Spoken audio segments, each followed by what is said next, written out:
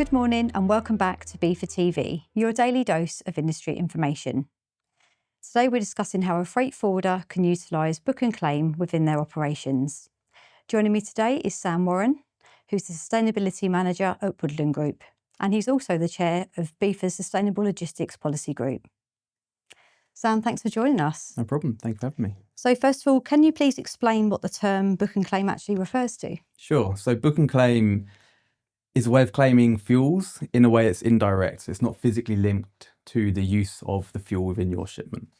So a freight forwarder books a specific amount of sustainable fuel. The fuel will be then used within a separate vehicle, I suppose, it's within your supply chain. But then you can claim the actual benefits of that fuel use. Sure, so we often hear about the term carbon offsetting, but how is this approach different to that? So they are kind of similar in the way they sound, but they're actually very different in the way they're utilised. Offsetting is kind of outside of your supply chain. So if we think about booking an air freight job, for example, the emissions that are created from that, a customer or a freight forwarder could purchase a certain amount of offset credits, which might be planting trees in the Amazon or renewable energy in India or something like that.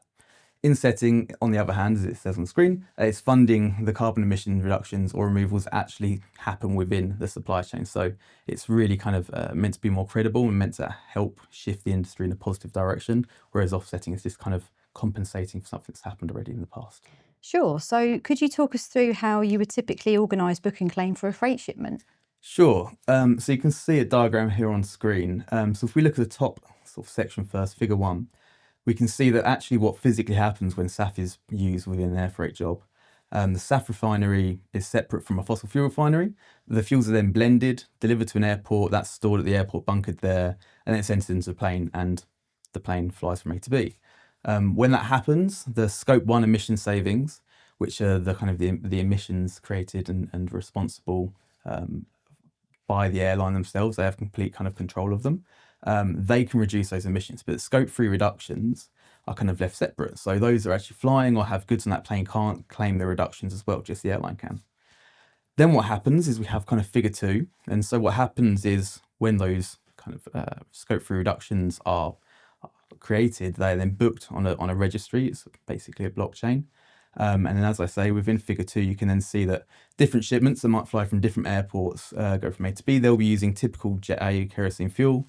And what will happen is that once those shipments have taken place and we calculate the emissions, say going from Heathrow to JFK in the bottom left example, those emissions calculated, the customer would be made aware of them, and then they have the option to pay for the Scope 3 reduction credits to be allocated and put in their name. Once that happens, they can't be touched. It's a blockchain. No one else can kind of double count or claim the reductions as well. They're independently sort of verified and assessed, and they can then basically say that their emissions have been reduced, even though there's been no SAF necessarily in the plane that moved their goods.